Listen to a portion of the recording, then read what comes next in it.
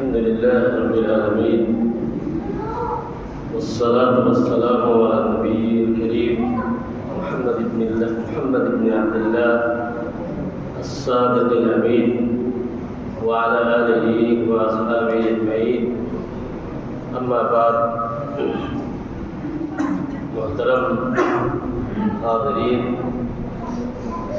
اور خواتین اسلام، آج کا درس اس سوال کے جواب میں ہے کہ کیا صدقۃ الفطر میں غلے کی جگہ پہ اس کی قیمت دینی جائز ہے یا نہیں؟ اس سوال کا بہت مختصر سا جواب بھی دیا جا سکتا ہے کہ جائز ہے یا نہیں، لیکن اہل علم کی مجلس میں مناسب یہ معلوم ہوتا ہے کہ اس مسئلے کے دلائل اور اس سلسلے میں علماء کی جو رائے ہے اس کو تھوڑی تفصیل سے علمی انداز میں مختصر طور پہ آپ حضرات کے سامنے رکھا جائے۔ حضرات، یہ موضوع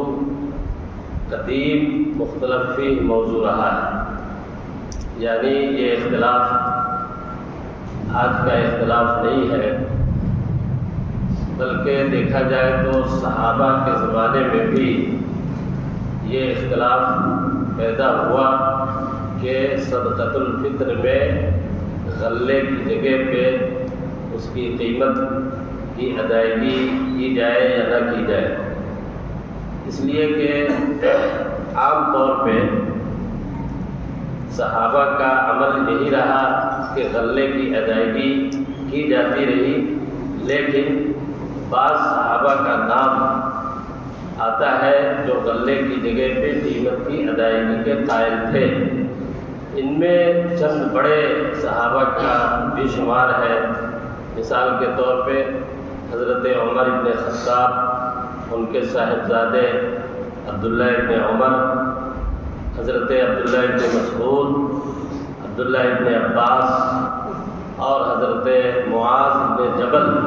جیسے کبار صحابہ کا نام آتا ہے کہ یہ لوگ قیمت کی ادائیگی کو جائز سمجھتے تھے۔ جو لوگ قیمت کی ادائیگی کو جائز نہیں کہتے، وہ یہ کہتے ہیں کہ یہ صحابہ زکوٰۃ کے سلسلے میں، یعنی جو مال کی زکوٰۃ ہوتی ہے اس کی قیمت کے قائل تھے، یہ صدقۃ الفطر کی قیمت کے قائل نہیں تھے۔ لیکن یہ کہنا صحیح نہیں ہے، اس لیے کہ ایک تابعی ہے ابو اسحاق السبیعی، یہ درمیانی طبقے کے تابعی ہے، اور ان کا ایک قول نقل کیا ہے اہل علم نے کتابوں میں، تاریخ کی کتابوں میں، کہ وہ کہتے ہیں کہ میں نے صحابہ کرام کو زکوٰۃ الفطر اور صدقۃ الفطر کے اندر قیمت درہم دیتے ہوئے میں نے دیکھا ہے۔ تو تابعی صحابی کے عمل کے سلسلے میں یہ صراحت کر رہے ہیں کہ صحابہ میں ایسے لوگ تھے جو صدقۃ الفطر کی قیمت کی ادائیگی کرتے تھے۔ تو معلوم یہ ہوا کہ یہ مسئلہ قدیم زمانے سے، صحابہ کے زمانے سے ہی مختلف ہی رہا ہے۔ اس مسئلے کو اگر دیکھا جائے علمی اعتبار سے تو اس میں 3 طرح کی باتیں ہمارے سامنے آتی ہیں۔ پہلی بات یہ ہے، یا پہلی رائے کہہ لیجیے یہ ہے کہ صدقۃ الفطر میں غلے کی ادائیگی ضروری ہے، قیمت کی ادائیگی صحیح نہیں ہے۔ یہ پہلی رائے ہے، اور یہ رائے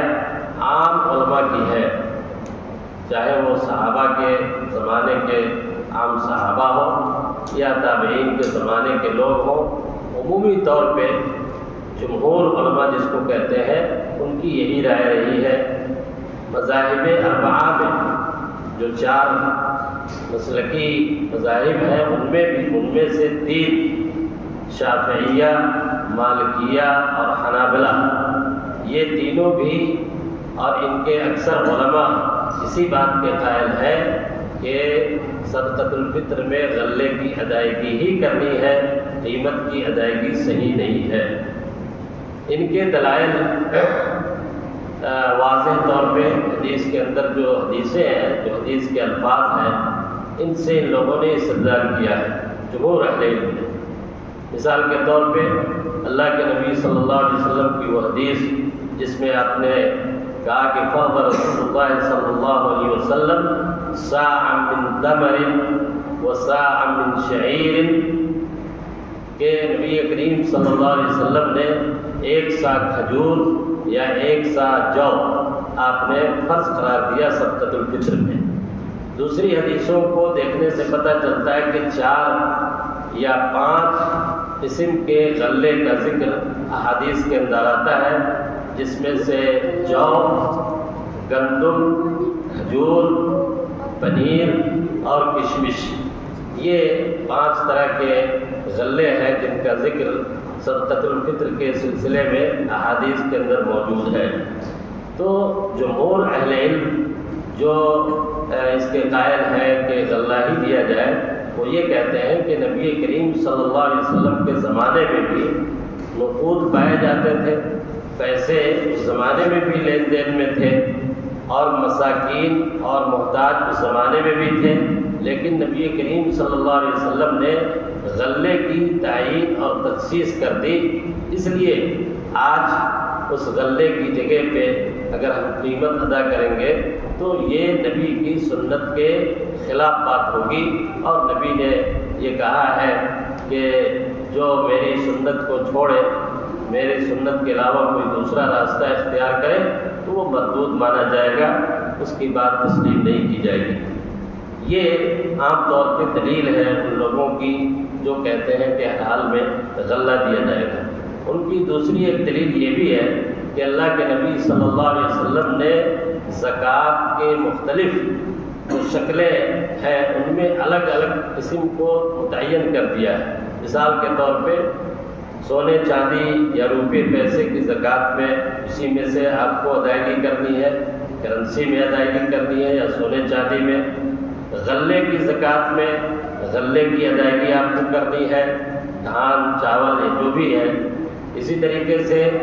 جانوروں کی زکوٰۃ میں جانور ہی آپ کو ادا کرنی ہے۔ تو اسی طریقے سے یہ کہتے ہیں کہ صدقۃ الفطر میں بھی نبی کریم صلی اللہ علیہ وسلم نے غلے کی تعیین کر دی، اس لیے اس سے الگ ہٹ کر کے ہم اس کی قیمت کی ادائیگی اگر کریں گے تو یہ نبی کے منشا کے خلاف اور سنت کے خلاف بات ہوگی۔ تیسری بات یہ کہی جاتی ہے ان لوگوں کی طرف سے کہ صدقۃ الفطر کا جو مقصد بتایا گیا ہے حدیث میں وہ ہے طعمۃ للمساکین، یعنی یہ جو ہم صدقہ دیں تو وہ اس لیے دیں تاکہ اس دن یعنی عید کے دن جو مسکین ہے، محتاج ہے، غریب ہے، وہ کھا سکیں، وہ اپنے کھانے پینے کی ضرورت کو پوری کر سکیں۔ اور ظاہر ہے کہ طعام جو ہے کھانے پینے کی ضرورت کب پوری ہوگی؟ جب ہم غلے کی شکل میں یا کھانے کی چیز کی شکل میں صدقۃ الفطر کی ادائیگی کریں گے۔ تو یہ کچھ عمومی دلائل ہیں جن سے استدلال کرتے ہوئے عام علماء نے یہ کہا ہے کہ غلے کی ادائیگی ضروری ہے، قیمت ادا نہیں کی جائے گی۔ یہی رائے جو ہے نا اس زمانے میں جو ہمارے اس وقت بڑے علماء ہیں، مثال کے طور پہ علامہ البانی رحمۃ اللہ علیہ، شیخ ابن باز رحمۃ اللہ علیہ، شیخ محمد بن صالح العثیمین، اور ابھی جو موجود ہیں سب سے بڑے عالم عالم اسلام کے شیخ صالح الفوزان، ان تمام علماء کی یہی رائے ہے۔ اور سعودی عرب کی فتویٰ کمیٹی جو ہے، دائمی فتویٰ کمیٹی، اس کا فتویٰ بھی یہی ہے۔ ہمارے بر صغیر میں ہند و پاک کے اندر بھی جو اہل حدیث علماء میں بڑے علماء شمار کیے جاتے ہیں، ان کی بھی رائے یہی ہے کہ غلے کی ادائیگی کی جائے گی۔ یہ ایک رائے ہے۔ دوسری رائے یا دوسرا قول یہ ہے کہ غلے کی جگہ پہ قیمت کی ادائیگی کر سکتے ہیں۔ یہ رائے جیسے میں نے بتایا کہ صحابہ میں سے بھی حضرت عمر ابن عمر، عبداللہ ابن مسعود، حضرت عبداللہ ابن عباس، حضرت معاذ بن جبل اور تابعین میں حضرت عمر ابن عبدالعزیز خاص طور پہ، وہ خلیفہ بھی تھے اور تابعین بھی ہیں، ان کے بارے میں آتا ہے کہ وہ صدقۃ الفطر میں قیمت لیا کرتے تھے، وصولتے تھے اور اس کا حکم بھی دیتے تھے۔ اسی طریقے سے سفیان ثوری کا نام آتا ہے جو بہت بڑے امام اور محدث ہیں، اور بھی کئی لوگ ہیں۔ اور یہ مسالک اربعہ میں سے امام ابو حنیفہ رحمۃ اللہ علیہ، ان کی رائے یہ ہے کہ قیمت لی جائے گی غلے کی جگہ پہ، تو گویا کہ 4 مسالک میں سے 3 غلے کی ادائیگی کے قائل ہے، اور حنفیہ کے نزدیک غلے کی جگہ پہ قیمت کی ادائیگی ہو سکتی ہے۔ یہی رائے، جیسا کہ بعض لوگوں نے کہا ہے کہ امام بخاری کی بھی ہے، امام بخاری نے اپنی صحیح بخاری میں ایک باب قائم کیا ہے کہ زکوٰۃ میں سامان کی ادائیگی کا باب ہے، اس میں انہوں نے اس حدیث کو ذکر کیا ہے جس میں حضرت معاذ بن جبل جب یمن گئے زکوٰۃ کی وصولی کے لیے، تو انہوں نے کہا کہ جو آدمی چاول گیہوں کی جگہ پہ کپڑا وغیرہ دے دے تو ہم اس کو لیں گے، اس لیے کہ ہمیں زکوٰۃ میں اس کی بھی ضرورت ہے۔ تو یہ حکم اگرچہ زکوٰۃ کے سلسلے میں ہے، عام ہے، لیکن اس کو بطور دلیل یہ لوگ پیش کرتے ہیں کہ زکوٰۃ کے اندر زکوٰۃ الفطر بھی شامل ہے۔ تو اس طریقے سے امام بخاری کو بھی اس ضمن میں شمار کیا جاتا ہے کہ وہ بھی زکوٰۃ الفطر کے اندر قیمت کے قائل تھے، اور بلکہ حافظ ابن حجر نے بخاری کی شرح جو لکھی ہے اس میں یہ لکھا کہ امام بخاری اگرچہ امام حنیفہ کے بہت سارے مسائل میں ان کے سخت مخالف ہیں، ان کے مسئلے میں صحیح بخاری میں بہت ساری جگہوں پہ انہوں نے ایسی حدیثیں ذکر کی ہیں جن سے ان مسائل کی تردید ہوتی ہے، لیکن اس مسئلے میں امام بخاری نے امام حنیفہ رحمۃ اللہ علیہ کے رائے کی تائید کی ہے، اور اس لیے تائید کی ہے کہ دلیل اس کے حق میں موجود ہے۔ تو یہ دوسری رائے ہے۔ اس رائے کی جو بنیادی طور پہ دلیل ہے وہ حدیث ہے جس میں اللہ کے نبی صلی اللہ علیہ وسلم نے یہ فرمایا کہ اغنوہم فی ھذا الیوم، یعنی اللہ کے نبی نے فرمایا کہ آج کے دن یعنی عید کے دن ان مسکینوں کو، ان محتاجوں کو مانگنے سے بے نیاز کر دو، یعنی ان کو مانگنے کی ہاتھ پھیلانے کی ضرورت نہ پڑے۔ تو اغنا جو ہے بے نیاز کر دینا اور سوال نہ کرنے کی ضرورت پیش آئے ان کو، ایسا ان کو بناؤ۔ یہ لفظ بتا رہا ہے کہ بے نیاز کرنے کے اندر کئی طریقے اس کے ہیں، جن میں غلے کی ادائیگی بھی شامل ہے اور پیسے کے ذریعے بھی ان کو بے نیاز کیا جا سکتا ہے۔ ان لوگوں نے یہ بھی کہا ہے کہ پیسہ دینا بعض حالات میں زیادہ مناسب ہے، اس لیے کہ کبھی کبھی ایسا ہوتا ہے کہ مسکین اور غریب اس کو غلے کی جگہ پہ پیسے کی زیادہ ضرورت ہوتی ہے، بلکہ مشاہدہ یہ ہے کہ اگر غلہ دیا جاتا ہے تو وہ آدمی فوراً اس غلے کو دکان میں یا کسی بنیا کے یہاں بیچ دیتا ہے کم قیمت پہ، تاکہ اس کے ذریعے پیسہ حاصل کرے اور اس پیسے سے عید کے دن اپنی ضرورت کو پوری کرے۔ تو ان علتوں کو سامنے رکھتے ہوئے کہ ان کو ان کی ضرورت پوری کرنی مقصود ہے اسلام میں صدقہ فطر کے ذریعے، اس علت کو سامنے رکھتے ہوئے اس قول کے جو قائلین ہیں حنفیہ اور دوسرے لوگ، انہوں نے قیمت کو جائز قرار دیا ہے۔ یہ دوسری رائے۔ ایک اس سلسلے میں ایک تیسرا قول بھی ہے، تیسری رائے بھی ہے، اور وہ رائے یہ ہے کہ اصل تو غلے کی ادائیگی ہے، لیکن اگر مصلحت اس بات کی متقاضی ہو یا ضرورت شدید آ جائے کہ غلے کی جگہ پہ پیسہ دینا اس کی مصلحت میں ہو، اس آدمی کے فائدے میں ہو، اور غلے کی ادائیگی سے وہ مصلحت پوری نہیں ہوتی ہو، وہ ضرورت پوری نہیں ہوتی ہو، تو مصلحت عامہ اور اس فائدے اور اس غرض کو سامنے رکھتے ہوئے پیسے کی ادائیگی کی جا سکتی ہے۔ یہ تیسری رائے ہے، اور یہ تیسری رائے شیخ الاسلام امام ابن تیمیہ نے اختیار کیا ہے۔ جی تو اس لیے ان تینوں یہ جو تین اقوال ہیں جس کو میں نے اختصار کے ساتھ آپ کے سامنے رکھا ہے، ان تینوں میں سب سے بہتر اور راجح اور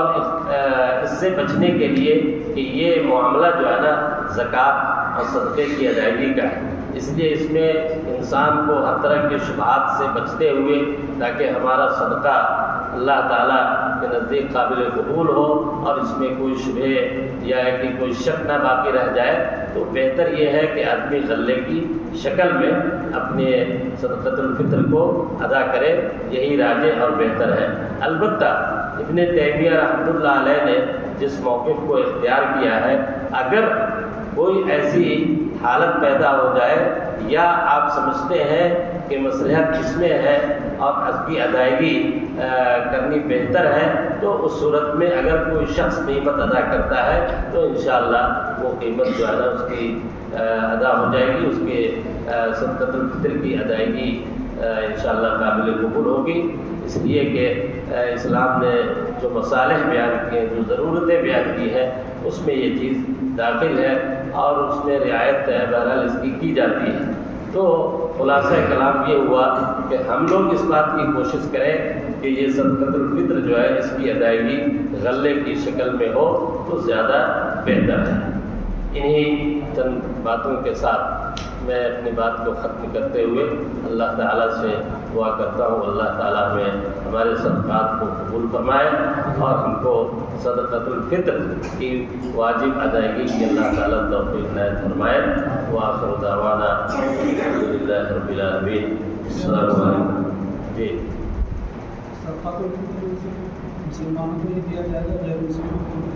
جی صدقۃ الفطر کس کو دیا جائے گا، یہ بھی ایک سوال ہے۔ تو اس سلسلے میں عام اور صحیح رائے یہ ہے کہ جو زکوٰۃ کے مصارف 8 ہیں،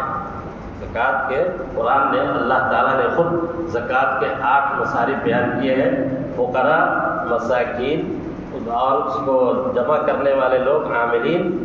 تالیف قلب ہے نا، اور غلام کی آزادی 5، چھٹا قرض کی ادائیگی، 7واں فی سبیل اللہ اور 8واں مسافر۔ یہ 8 جو زکوٰۃ کے مصارف ہیں، ان میں سے پہلا اور دوسرا یعنی فقراء اور مساکین یہ صدقۃ الفطر کے مصارف میں ہیں، یعنی فقراء اور مساکین کو ادا کی جائے گی۔ اور ظاہر ہے کہ قرآن کا مقصد یہ ہے زکوٰۃ کی ادائیگی کا کہ یہ ادائیگی مسلمانوں کو کی جائے گی، یہ ادائیگی مسلمانوں کی جائے گی۔ انما الصدقات للفقراء والمساکین۔ اس لیے جمہور اہل علم کی رائے یہ ہے کہ صدقۃ الفطر ہو یا زکوٰۃ ہو، یہ اس کی ادائیگی میں اس بات کا خیال رکھا جانا چاہیے کہ یہ مسلم جو فقراء ہیں، محتاج ہیں، ان کو ادا کی جائے گی۔ اور اس کی دلیل یہ بھی ہے کہ یہ حدیث میں کہا گیا ہے کہ اس دن یعنی عید کے دن جو ہے نا ان کو مانگنے سے بے نیاز کرنا ہے اور ان کو خوشی میں شامل کرنا ہے۔ اب ظاہر ہے کہ یہ مقصد جو ہے صدقۃ الفطر کا یہ اسی وقت ادا ہوگا جب ہم اپنے مسکین مسلمان بھائیوں کو ادا کریں گے تو وہ خوشی میں شریک ہوں گے۔ غیر مسلموں کے عید میں خوشی میں شرکت کا کوئی معنی اور مطلب نہیں رہ جاتا ہے۔ اس لیے صدقۃ الفطر خاص طور پہ اس کی ادائیگی مسلمانوں میں ہی کی جائے گی، مسلم فقراء اور مساکین میں۔ بعض لوگ ایسا کرتے ہیں نا، عید کی نماز کے لیے جاتے ہوئے غیر مسلم مانگنے والے کو انجانے میں نہیں، تو اس کی رعایت کرنی ہوگی کہ آپ کس کو دے رہے ہیں، یہ بھی بہت اہم ہے۔ آپ کا صدقہ جو ہے نا اس کا جو مصرف ہے اسلام نے بیان کیا ہے، تو آپ کو اس کی رعایت کرنی ہوگی۔ یہ نہیں کہ کسی کو پکڑا دیا چلتے ہوئے، تو یہ تو بے اعتنائی ہے اسلام کے حکم سے۔ اور یہ ہے کہ بھئی چلو ایک بوجھ ہے اس کو کسی طریقے سے ادا کر۔ نہیں، اگر اسے مانگنے والا جا مسلم ہمیں نہیں معلوم تو دے دیا تو وہ تو اگر نہیں معلوم ہے انہوں مسلم ہے دے دیے۔ ہاں اگر نہیں معلوم ہے، ایسا بھی ہوتا اگر نہیں معلوم ہے بلکہ معلوم ہے کہ آپ نے مسلمان سمجھ کے دیا، معلوم نہیں ہونے کا مطلب نہیں ہے، یعنی آپ یہ سمجھ کر کے دے رہے ہیں کہ مسلمان ہے لیکن وہ مسلمان نہیں ہے، تو اس صورت میں اس کی ادائیگی ہو جائے گی، اس لیے کہ آپ کی جو نیت تھی ادائیگی کے وقت وہ یہ تھی کہ ہم ایک مسلمان کو ادا کر رہے ہیں۔ اب اگر آپ سے غلطی واقع ہو گئی تو پھر جو ہے نا قرآن میں ہے کہ لا یکلف اللہ نفسا الا وسعها، ہے نا، انسان اتنا ہی کا مکلف ہے جتنا اس کے پاس علم ہے۔ تو لا علمی میں اگر غلطی سے ایسی کوئی چیز ہو جاتی ہے تو وہ صدقۃ الفطر ادا ہوگی، جان بوجھ کے نہیں کر سکتے۔